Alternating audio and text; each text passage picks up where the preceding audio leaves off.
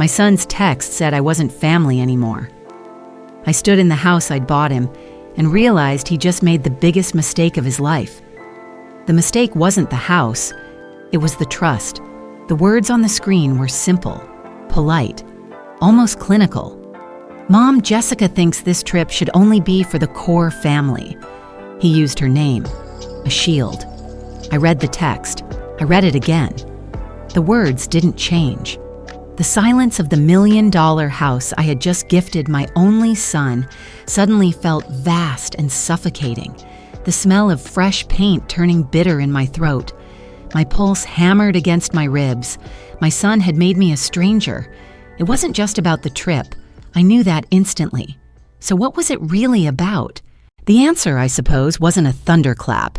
It was a slow poison, administered over years in tiny, harmless doses. It began long before the house, long before the text message. It began with my own history.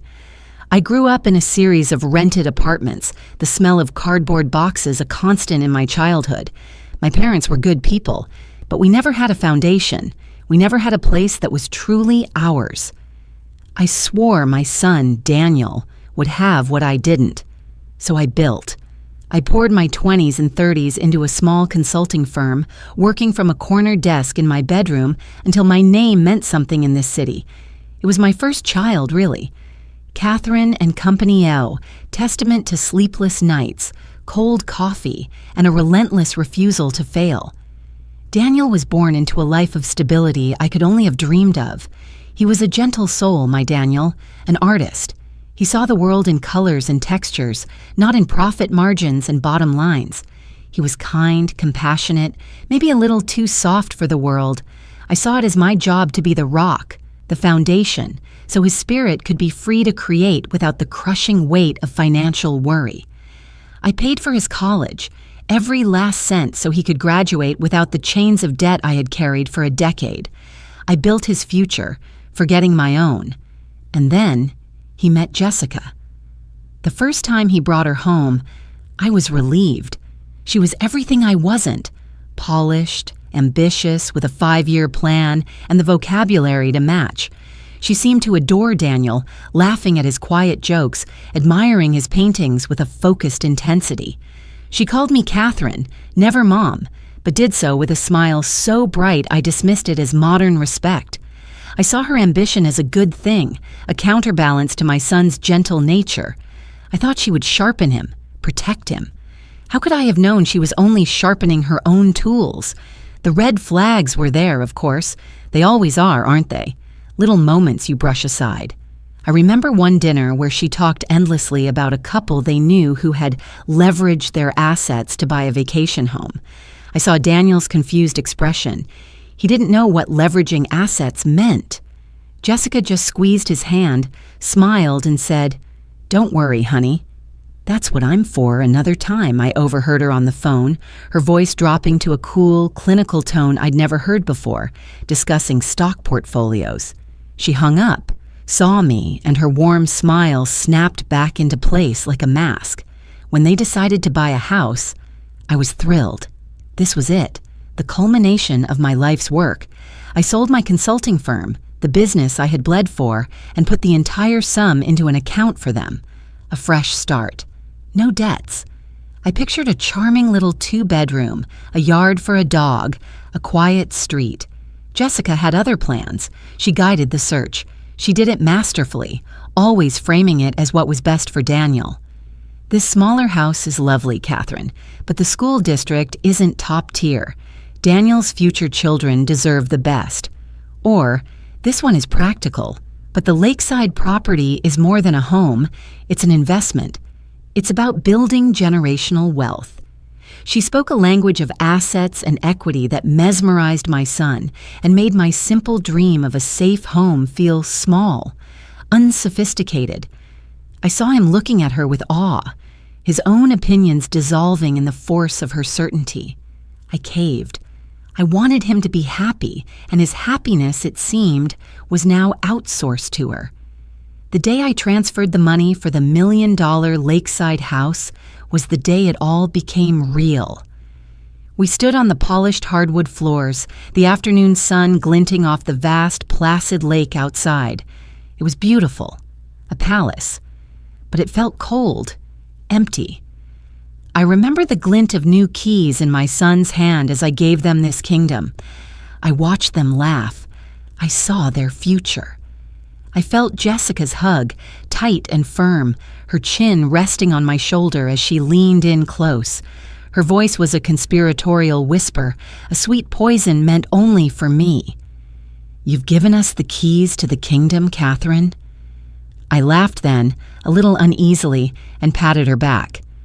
I told myself it was just her way of speaking, her youthful excitement getting the better of her. A silly, harmless joke.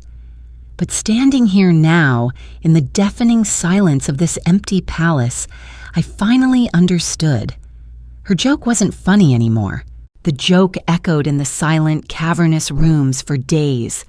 I'd walk from the kitchen to the living room, my footsteps the only sound on the polished oak floors, and I'd hear her voice in my head. "The keys to the kingdom, Catherine." It wasn't a memory anymore. It was a haunting. The world outside the grand floor-to-ceiling windows seemed to lose its color. Food was tasteless. Sleep was a stranger. This house, this monument to my life's work and my love for my son, had become my prison, a beautiful sun-drenched cage where I was left to pace and wonder where it had all gone wrong. I felt myself shrinking inside my own life. There was a moment, on the third day, that I almost broke.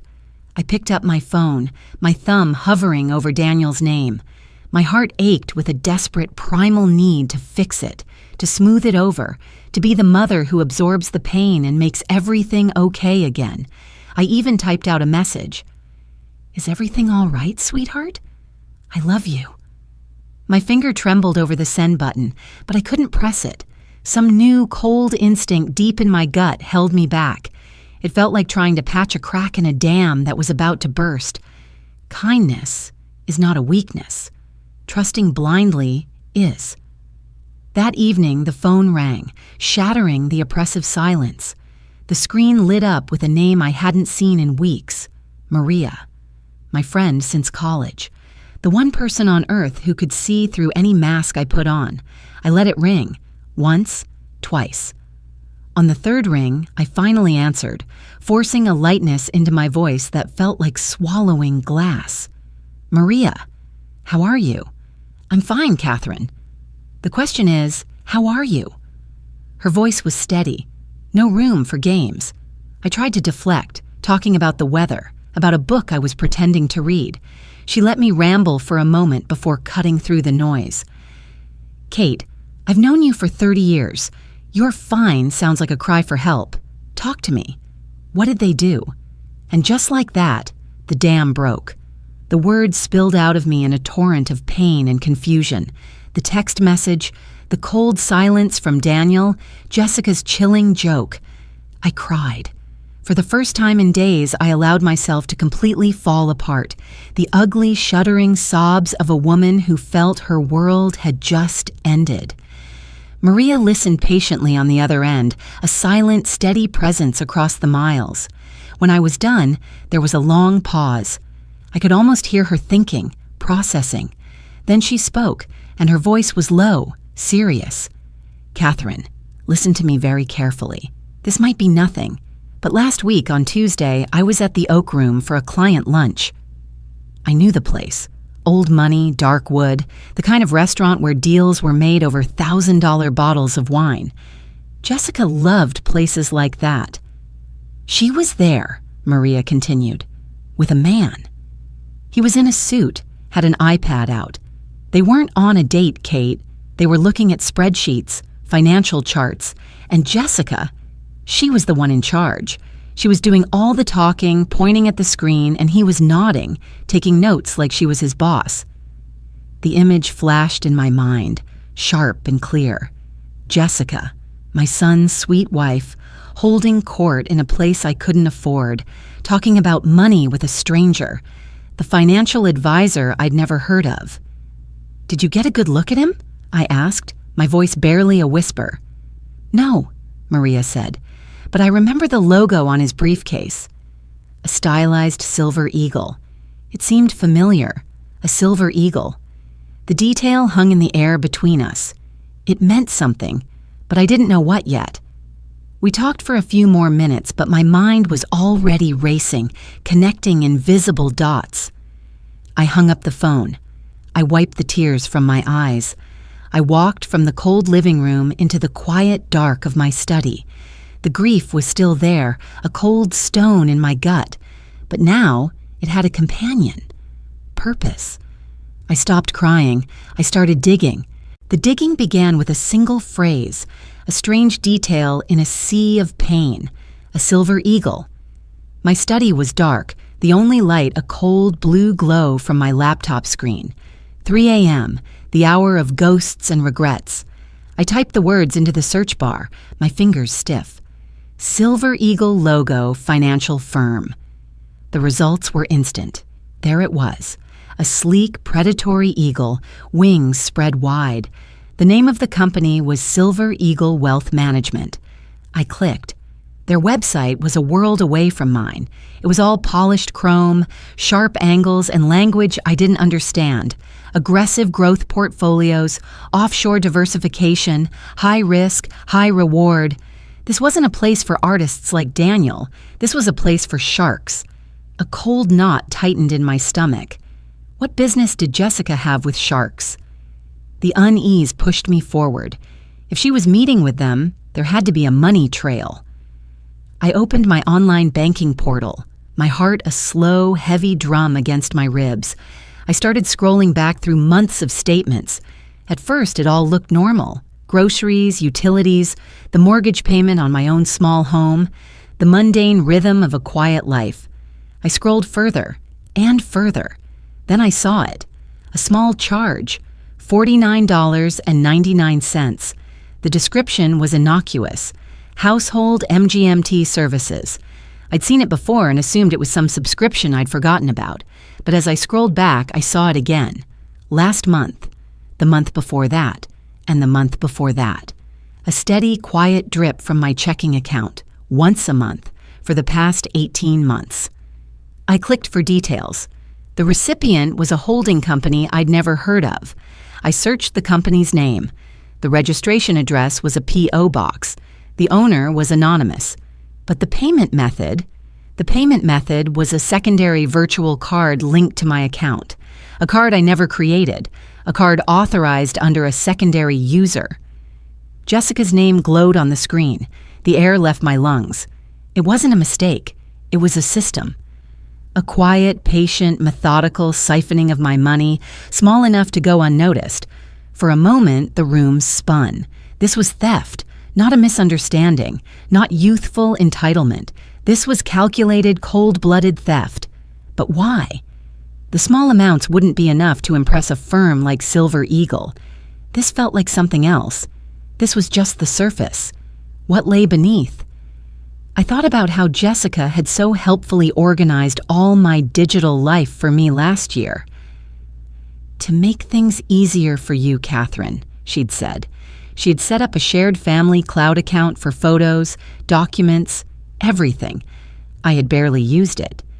My fingers flew across the keyboard. I logged in. The main folder was filled with smiling family photos from holidays I had paid for.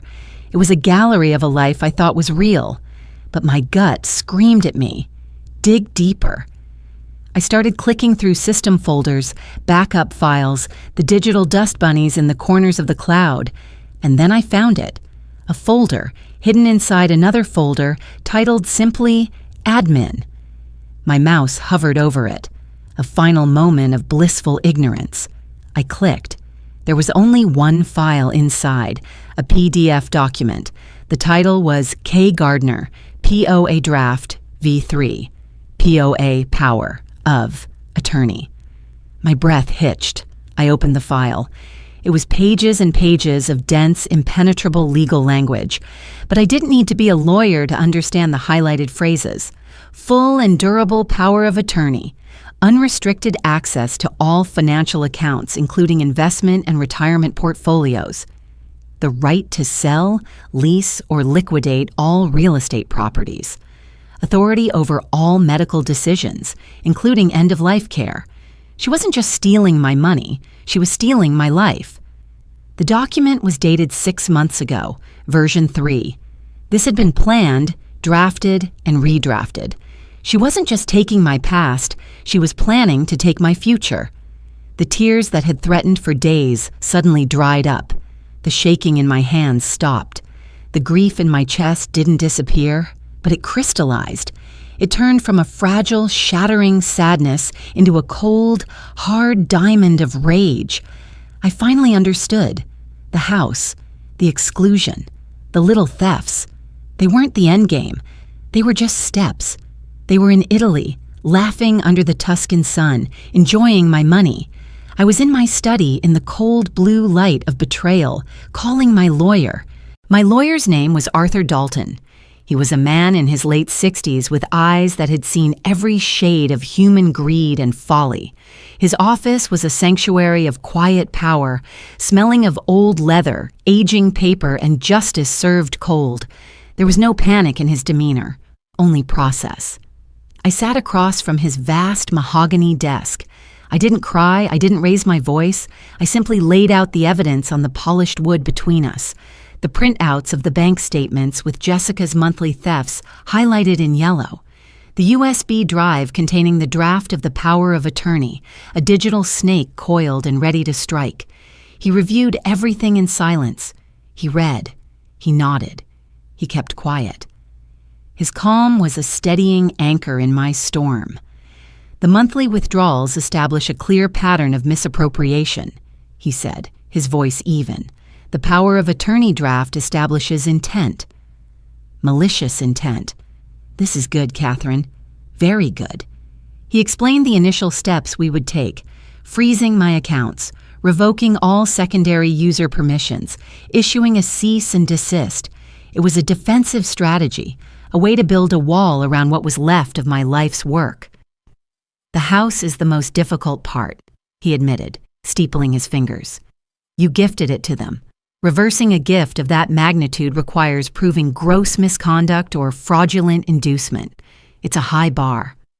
I felt a flicker of the old despair, the fear that I had already given away too much, that my biggest mistake was irreversible. They got greedy. I got evidence.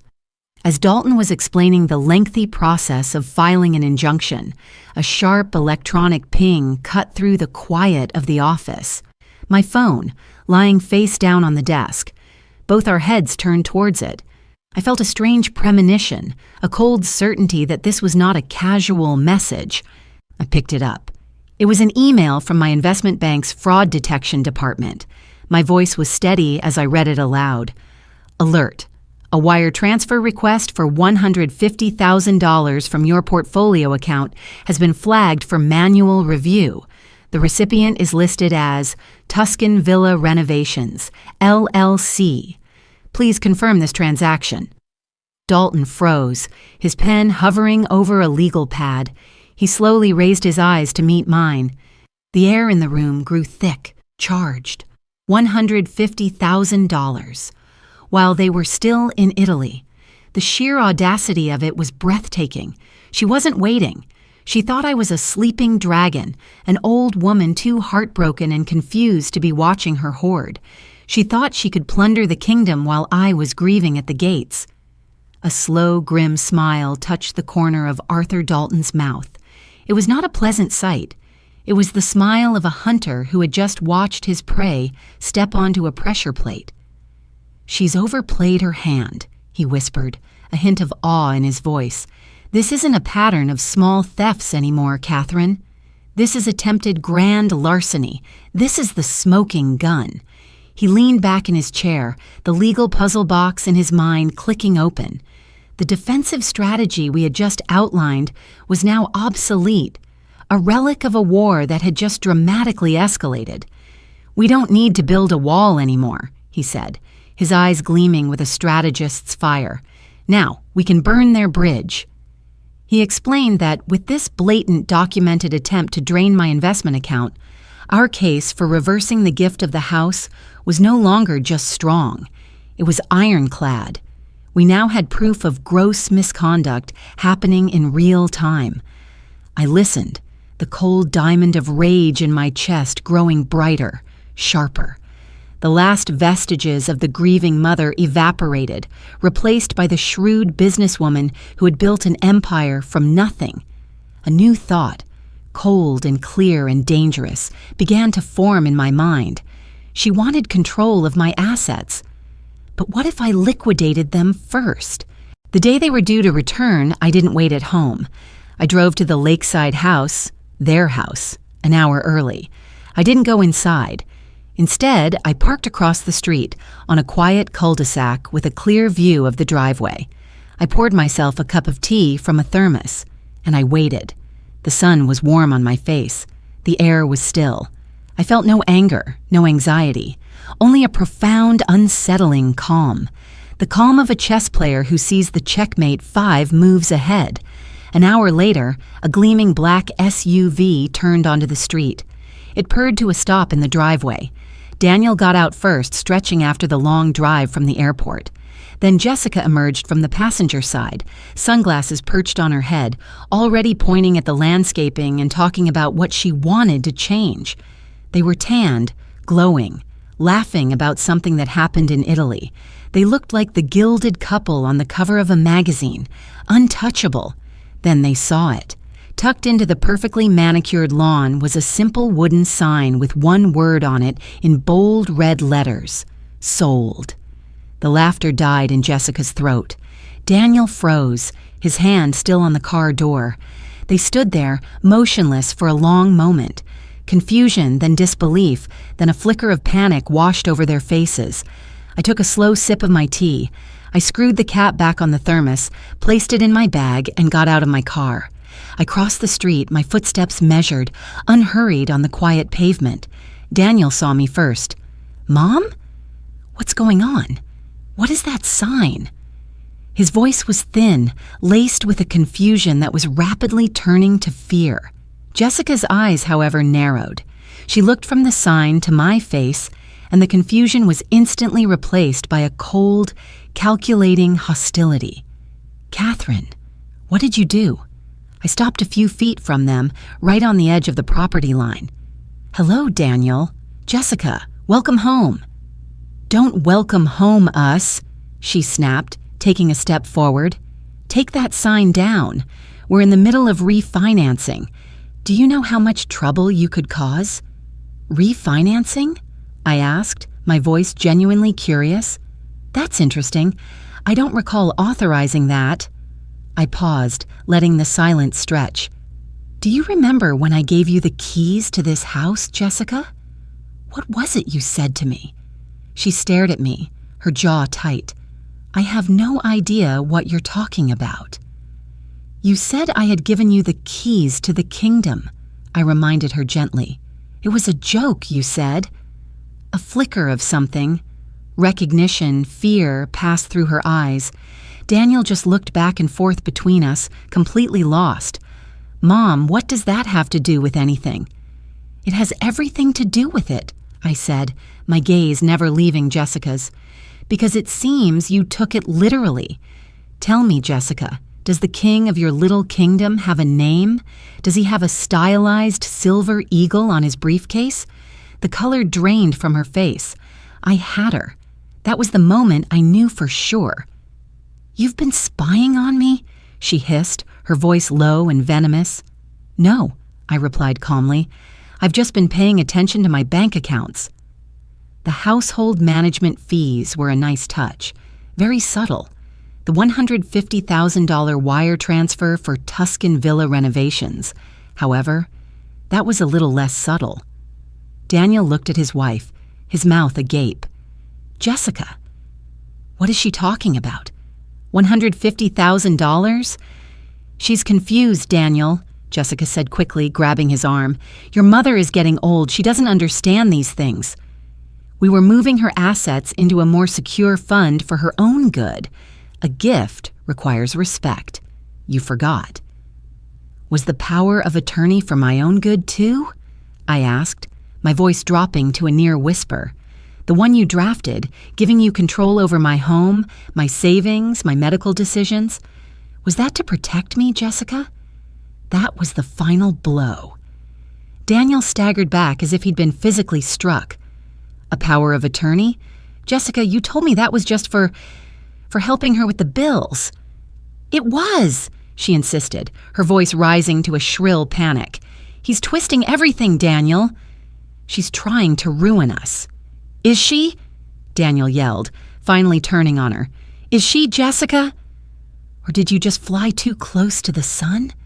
Their kingdom was crumbling, right there on the driveway. Their united front, their perfect partnership, shattered into 1,000 pieces of accusation and denial.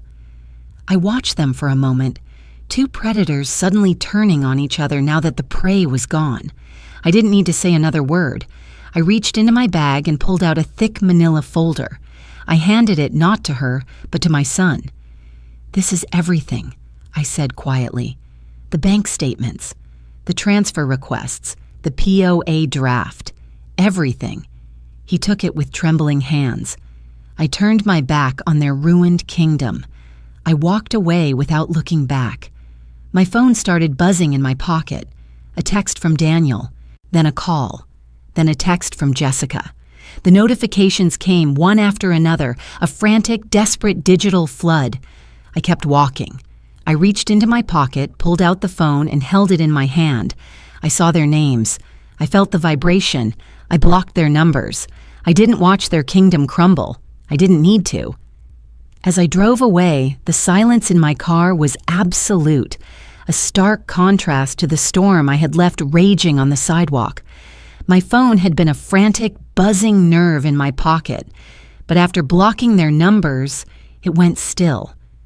For the first time in 30 years, no part of me was waiting for a call from my son. The feeling wasn't triumph. It was a hollow, echoing void, the clean, quiet ache of an amputation.